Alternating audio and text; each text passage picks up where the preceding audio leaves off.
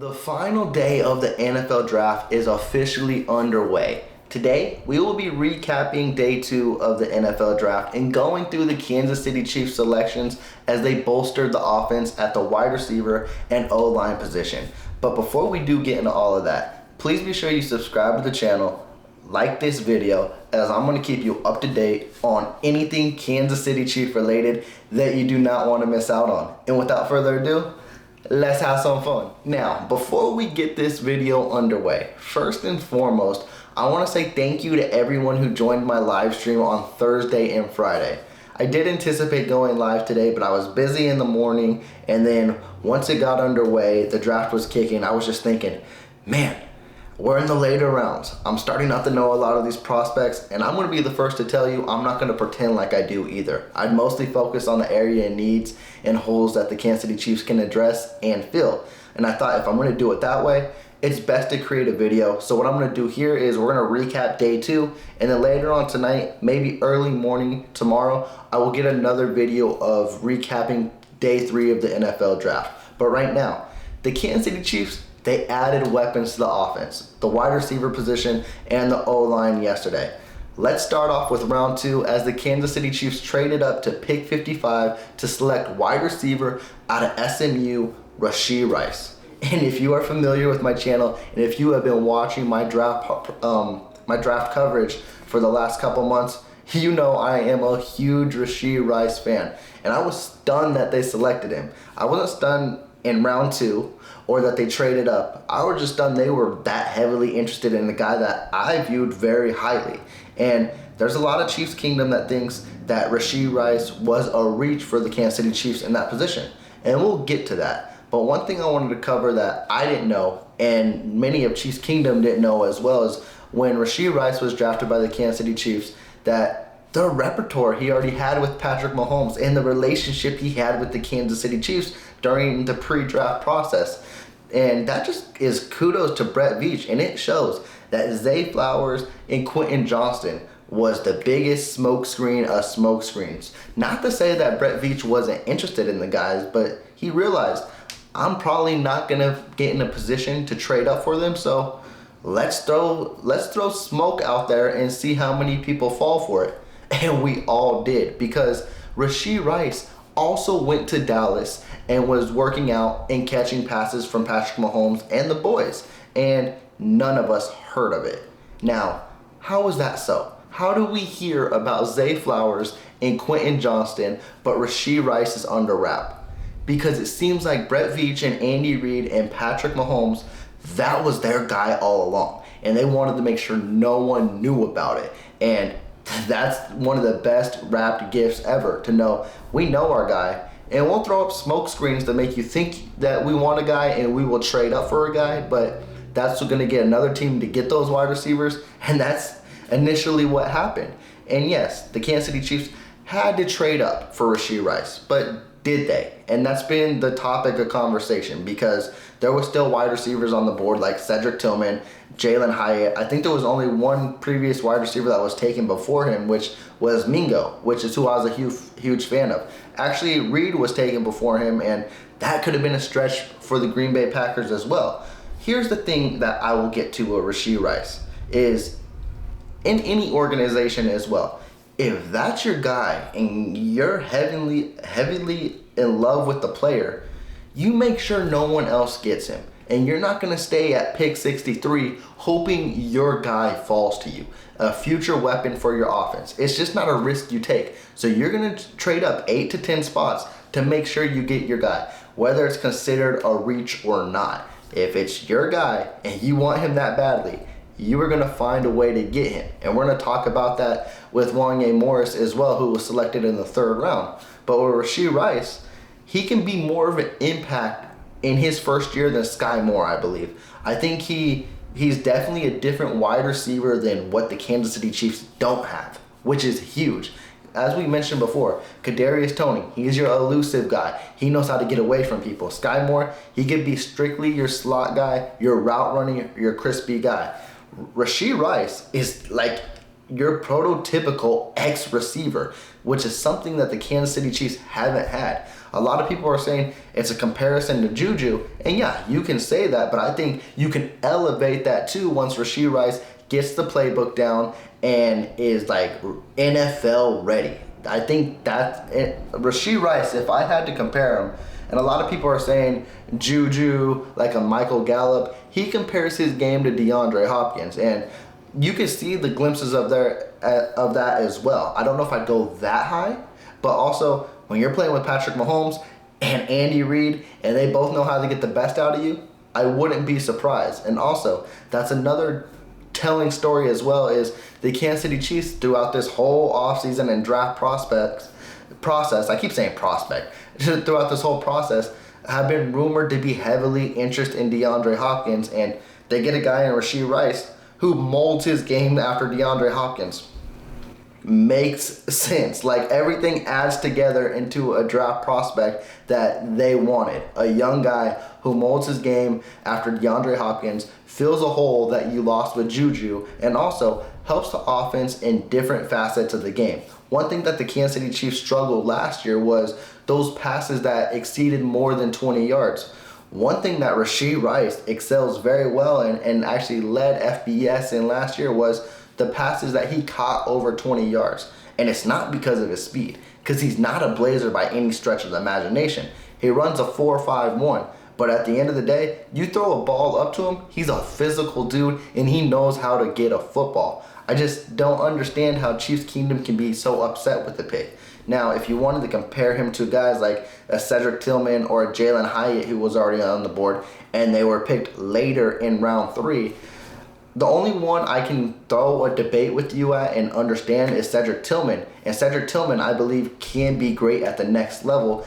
There was injury concerns, which is probably why it pushed his draft status. But when fully healthy, Cedric Tillman can be a baller. Jalen Hyatt, you heard me on this channel plenty of times. He's a Will Fuller. I think Rasheed Rice in this offense will be a better wide receiver in the NFL than Jalen Hyatt will be with the New York Giants. That may be my hot take and may be my opinion.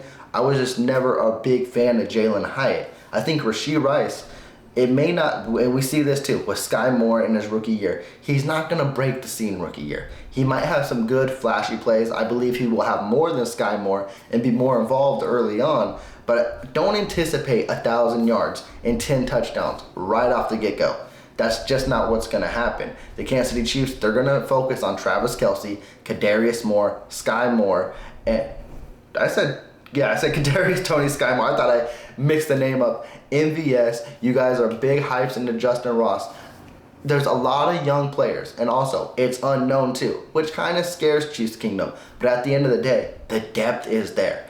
They got these dudes. And now you add Rasheed Rice, who's very promising, who had an amazing year last year. People were questioning his production as well. The dude had over 1,300 yards and double-digit touchdowns. Like, the dude is a baller. And also, he played with SMU. Imagine if you would have played with the likes of a Hendon Hooker in Tennessee or one of these bigger name schools. He would have been more recognized and probably could have been a first-round pick. I think Patrick Mahomes, Coach Reid, will bring the best out of Rasheed Rice, and I think it's just the beginning. And I think with this receiving core, the most promising thing about it is right now, they're all on rookie year deals besides MVS. You got Kadarius Toney, who's still on his rookie contract from the Giants. Sky Moore, rookie contract. Rasheed Rice, rookie contract. Justin Ross, an undrafted free agent, but rookie contract. Like, this is a young core. They may not be the sexiest names, but Coach Reid will find a way to make them produce. And as we stick on the offensive side of the ball, the Kansas City Chiefs traded up in the 3rd round to potentially get their future right tackle in Wanya Morris. Now, a lot of people thought this was a stretch. And with names that were on the board like DeJuan Jones, you had Jalen Duncan, you had Blake Freeland, who I thought was going to be the selection when they traded up, because Andy Reid, he loves his BYU boys. But Wanya Morris, he is a stud. He's someone who's got to kind of tighten the techniques. But with Andy Heck on the offensive line, he's going to make sure that he gets the best out of Wanya Morris, and he's going to make Morris ready, NFL ready. And one thing I love about it too is you are going to compete with Lucas Niang right away. That basically lights a fire under Niang to where this job was not guaranteed. You're going to have to compete for it, and if you win, hey, it's yours. But if you slip up, if you get injured, unfortunately, Morris will come in. And if Morris comes in, he's the guy who I think won't lose the job. And also, we got to focus on the small facts, because that's what the Kansas City Chiefs do. Like I mentioned with Rasheed Rice, the little details matter. That he went into Dallas and practiced with Patrick Mahomes, and it seems like that was Mahomes' favorite weapon. And also, his top 30 visit. Rasheed Rice mentioned he had a good relationship and talks with everyone in the coaching staff, like the whole offensive coaching staff. Like, most don't do that. They're just talking with Andy Reid and Veach and maybe Matt Nagy. He was talking to everyone, and he said it was an extensive interview. Those little factors matter. And that's the same for Wanya and Morris, for the fact they didn't talk about his interview, but his college relationships is he played at Tennessee with Trey Smith, and they bolstered that side of the right line too. The Chiefs are very clever with those small little details to have familiarity and the relationships, because that's what builds a bond. That's what helps build the family of the Kansas City Chiefs organization to compete in the playoffs and contend for championships. This isn't just a bunch of random dudes coming in or the best players available, because sometimes that doesn't mix and match. Those little things, characteristics, really do matter at the next level, and you got to hit on every trait if you want to be a contender. I love what Morris brings too as well. It was funny, they compared his RAS test against Orlando Brown Jr.'s, and he's way more athletic than him. Not saying that he's going to be a left tackle, but also he played left tackle. Majority of his career he did. But he can fill in as right tackle. He's athletic, big body, big hands, big arms, and he knows how to move and be agile. That's what the Kansas City Chiefs and Coach Reid are trying to do. They're trying to solidify this line. Right now, they believe Jawan Taylor is going to be their left tackle. So that shows the hole they have is right tackle. They don't know if Lucas Niang is going to be the answer, but they're going to find out. And if not, they believe Morris can be the next man up. The Kansas City Chiefs, they traded up into the second and third round to get these guys because they believe that's their guys moving forward. And I think Chiefs Kingdom should be excited what they have done the first couple days. They addressed every hole that they had, every hole that the Kingdom has listed, every hole that the analysts have listed as well, saying that pass rusher, wide receiver, and right tackle. They knocked that out of the way with their first few picks.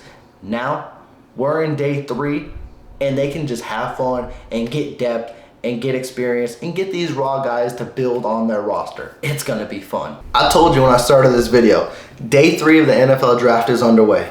So, of course, I wanted to get the first pick in the 4th round of the Kansas City Chiefs, and they traded up again. And like I mentioned in the previous part of this video, they addressed the major needs in pass rusher, wide receiver, and offensive lineman. Now it's time for the scouting crew, the GM Brett Veach, Coach Reid, just to have fun and add a guy. And right here, it was Dave Topse as they added Chamari. Oh my goodness, I messed that up. Let me get my phone. I didn't mess it up. I got it right. His name is Chamari Connors. I thought I butchered that completely, but I didn't. Chamari Connors out of Virginia Tech. This is a complete Dave Tope written all over it, and it could also be Steve Spagnuolo in the future. He's a cornerback, safety, versatile DB, and he excels in the special teams. He's going to be one of Dave Tope's best friend next season. He's going to be a starter immediately. He's going to be a gunner. He's going to go after punt returners, and he's going to be an instant impact guy in the 4th round. Also, the reason why you look at him on the defense side of the ball, for some reason, when it comes to the 4th round, the Kansas City Chiefs know how to find these versatile DBs, and that's exactly what Chamari Connors is all about. He goes after the quarterback. He goes after the running back. He knows how to play receivers, and he knows how to get the football. He can be a promising prospect. He is raw. He does have stiffness, but that's something that can easily be coached out of him to just get a little more elusive in your hips and get around the football. But right now it's promising, and I love the pick. It was someone I didn't know, but at the end of the day, like I said, that's why I didn't do the live stream. I knew that DB was going to be an area of need. I knew that they were going to address someone in special teams. I just didn't know how early it would be. But when you look into the future, and that's exactly what this is, with L'Jarius Sneed having a contract extension coming up, the unknown is out there. We don't know if the Kansas City Chiefs are going to sign him to a long-term deal. We don't know if they're going to franchise him. And if it's the unfortunate, we do not know if the Kansas City Chiefs are going to trade him. So they needed to add DB depth. They added a lot last year with the draftees of, wow, I almost said L'Jarius Sneed. See how what happens when you talk too fast? You get jumbled up. So let's pause, and now I got it. Trent McDuffie, Joshua Williams, and Jalen Watson. All three had promising rookie years, and we looked for them to take another leap. Now that you get Chamari Connors as well, adds more depth. You still have L'Jarius Sneed. That case, if an injury or if you happen to lose Sneed in the 2024 offseason, at least you have an answer for it and you're hoping for the best. I love Chamari Connors because you get the versatility of having depth in the DB room and depth in the safety room and another body in special teams. That's huge. So I believe the Kansas City Chiefs started day 3 out with the bang. But now we are in a round 5, and I don't know the pick right now. That's where we're going to come back tonight. Chiefs Kingdom, you let me know what should be the next pick they should do. I'm thinking Zach Kuntz is still on the board. Someone who tested phenomenally. And if you can get him in the 5th round tight end, that would be huge. I would also look for Zach Evans, running back out of Ole Miss as well. I want to see the Kansas City Chiefs go back to the offensive side of the ball. Also, defensive tackle too. That wouldn't surprise me whatsoever. So those would be the 3 positions. Tight end, running back, defensive tackle. Chiefs Kingdom, you let me know what positions you're looking for in day 3 to close out this draft. With that, we're closing out this video. Please be sure you do subscribe to the channel. If you did like this video, please hit that big thumbs up. Y'all take care. Peace.